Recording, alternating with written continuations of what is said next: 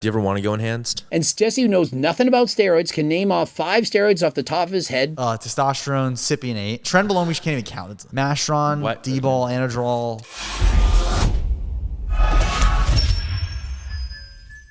Coach Greg, in today's video, we're going over Jesse James West, Anthony Mettello, and Coach Kyle talking about everything related to bodybuilding, dieting, natural status, what do steroids do, what's it like to be a YouTuber, everything. And so stay tuned. Let's get right into it. Is it harder to compete as a natural? Is it harder to compete natural or enhanced? And so Jesse brings up an interesting debate of which I'd brought up before. Is it harder to compete natural or harder to compete enhanced? For the most part, most people are going to say, well, obviously it's way harder to compete natural, but is it really? Let's see what Anthony and Coach Kyle say. As far as output, both people have to push equally as hard, so I'm not going to say one is easier than the other. And so overall, in summary, Kyle is saying you have to push yourself equally in both. The only difference is the end product. In the end, if you're enhanced, you're going to look leaner, harder, bigger, grainier, fuller. If you're natural, you're going to be smaller, but you tried just as hard. And so whether you're enhanced or natural, my opinion is they are exactly the same. If anything, I could argue that it's harder to be enhanced. Why? Because all the steroids that you're taking, the performance-enhancing drugs, they can mess with your chemistry. You can feel off, horrible, and they allow you to push even farther. If you're natural, like Jesse said, there's not much point. I talked to Coach Greg. He said, if you continue to diet, you're going to start to look more stringy. You're going to lose muscle. And so you hold back. Hey, I'm at 6% body fat. This is great. I'm lean enough. If you're enhanced, you're thinking, no, I'm pushing myself to 5. When you get to 5, you're trying for 4. There is no end result. You keep pushing the limit. You take more and more drugs to allow you to keep pushing yourself. Arguably, those who are enhanced, it's actually allowing them to train that much harder. And so the argument can very easily be made that it's harder to compete enhanced than it is to compete natural. Even though, of course, enhanced, you're going to look better.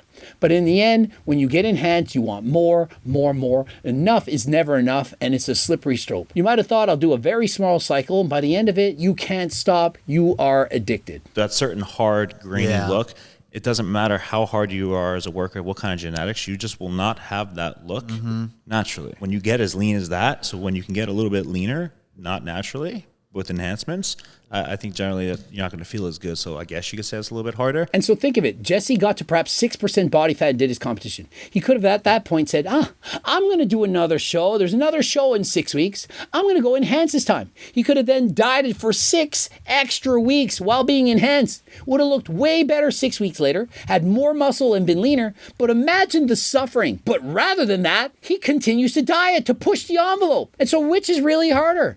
You could argue that taking steroids allows you to push harder, and so therefore it's harder. Harder than last time. Right before I traveled to Texas, I remember being like so, cookbooks. Like I was probably 6 or something. And all I thought was, I don't want to get any leaner because even though I might look better, it's not worth me losing muscle. And so Jesse makes a great point. When you're a natural bodybuilder and you're somewhere between 6 and 7% body fat, you're already going to be leaner than 95% of the population. And if you continue to diet, you are without question guaranteed going to lose muscle. And imagine how hard you work for that muscle. You might have worked an entire year to put on 5 pounds of muscle. Are you going to really continue to diet, go from 7 to 6 to 5%? You can, you will get leaner, but at what cost? You will most likely lose every ounce of muscle that you put on for the entire year. And so when I look back to my career as a natural bodybuilder, I oftentimes did not diet below perhaps 6.5% body fat at the leanest. There was no point.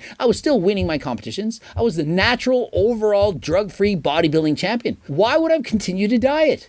And if you compare my upper body to my legs, you'll see upper body shredded, arguably leaner abs than even when I was on steroids. But if you look at the lower half, my legs looked very soft. In comparison, right now in my off season, and I'm not on a diet, I'm racing bikes, my legs are far leaner now than on contest day, despite having dieted for perhaps 12 or 16 weeks. And remember, I'm on HRT. If I were not on HRT, perhaps I could not maintain this lean a physique. Perhaps I would lose too much muscle. Perhaps I would have to eat more, maintain 10, 11, perhaps 12% body fat. But as it stands on this dose, 140 milligrams of HRT, last blood work, 546 nanograms per deciliter. The previous test was closer to 800, but it does in fact fluctuate. I took the test on the 5th day after doing the injection, so perhaps my test levels were on the drop. If I took the test 2 days prior, perhaps they're closer to 800. I don't know. I'm just saying what the results were. But if I was enhanced, I'm not going to lose anything, or I'm going to lose less, so I could push more to get to 5. Exactly. And so when you're enhanced, you can push harder. You get down to 5%, to 4%. You feel horrendous. Remember Chris Bumstead won Olympia prep, dieting under 1,800 calories a day,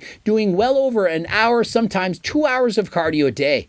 But he was on performance-enhancing drugs. It allowed him to push that much harder. You have a hard time thinking, you have brain fog, can't sleep. But because you're on performance-enhancing drugs, you continue to push yourself.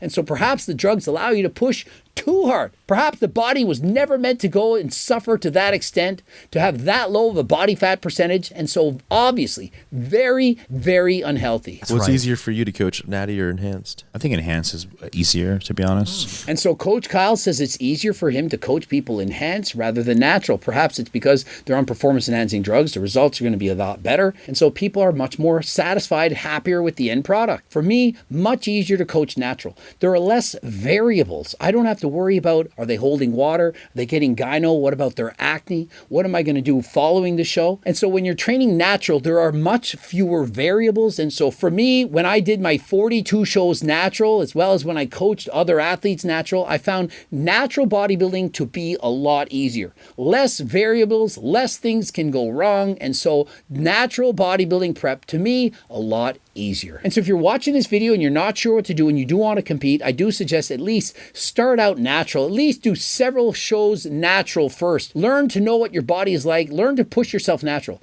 If you don't like competing natural, what makes you think you should compete enhanced? You need to love the sport. 42 shows natural before I took performance enhancing drugs. And so you can judge me all you like, but did I not have passion? I was training for decades, competed more than almost anyone else. And so when I made the decision to take performance-enhancing drugs, it wasn't a decision I took lightly. And in comparison, you have a guy like Sam Sulek. How many shows has he competed in? How many shows has he won? Oh, that's right, none. Yet he's already not natural. You can debate me, say, no, he's natural. But he recently showed his progress photo, went from 183 pounds at the age of 17 to 237 plus pounds at the age of 21.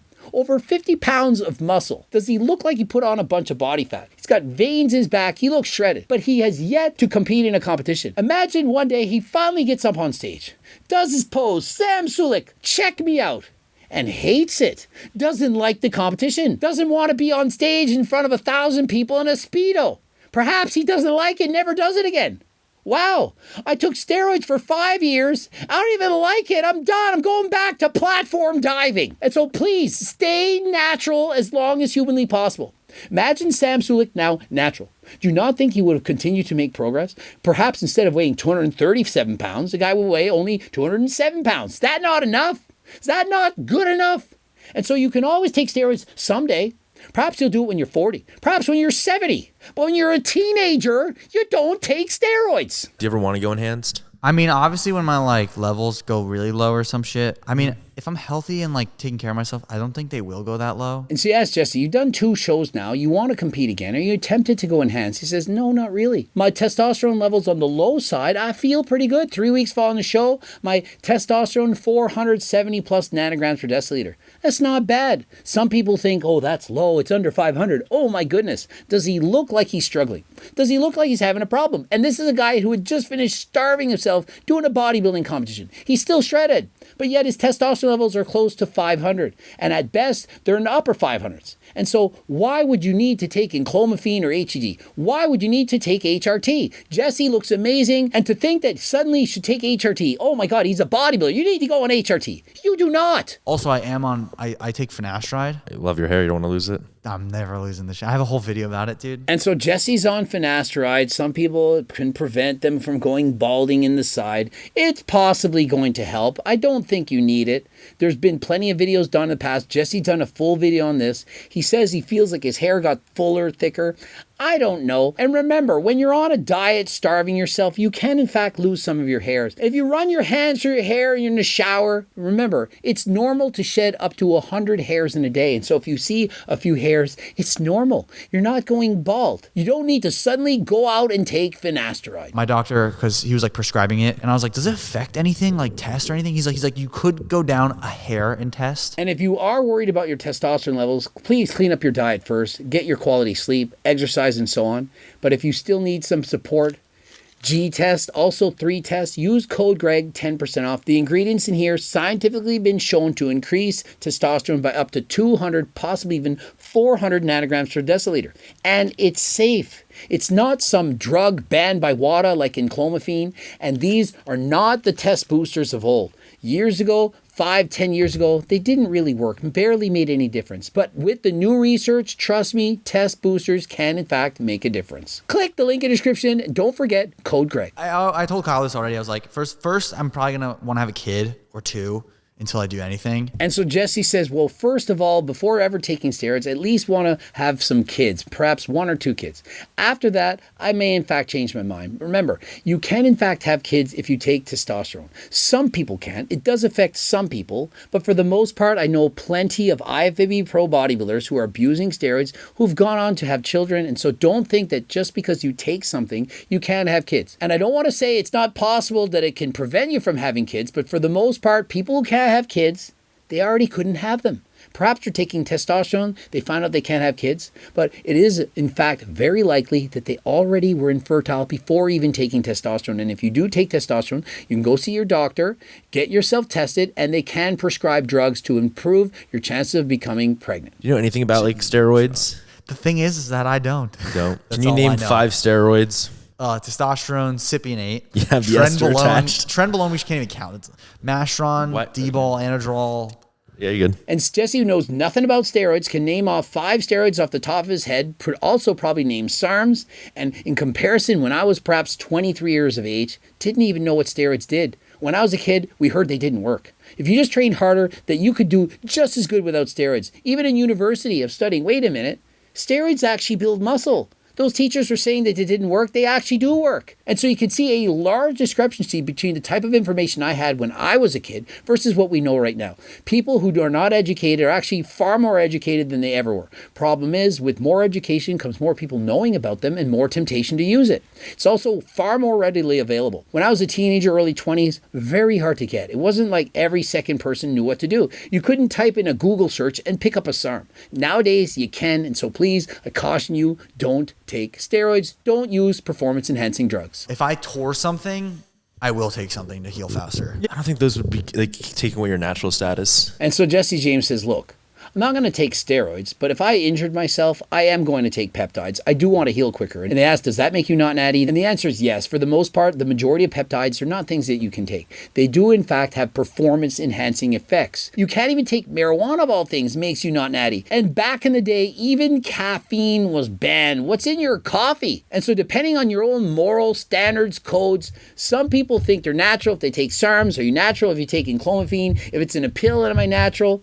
It's all up to you. But what I can say is if you do in fact take these products and it's on the banned watch list, then you're going to fail the test and you're going to get disqualified. And so whether you consider it natural, whether you consider it not natural, it doesn't really matter. It doesn't matter! And so for me, if you're smoking marijuana, for example, I took edibles before a bike race and they came to drug test me the next day. Yeah, if you take it, it's banned. But do you really think you're not natural if you smoke marijuana or you take an edible? I know plenty of people who failed powerlifting competitions because they were smoking weed. You can argue, well, it's a performance-enhancing drug. Well, is a sleeping pill? Is a cup of coffee? Is a protein shake? Is creatine? So it depends on what you feel, but my opinion, do what makes you happy. Don't break the law. Do so with the advice and consent for your doctor and make your own decisions as an adult. Subscribe, click the bell button, comment to boost the algorithm. Don't forget to watch one of the bloops. Of course, cookbooks, training books, coaching plans by me and my team, and the Harder Than Last Time clothing line. And until next time, I am out.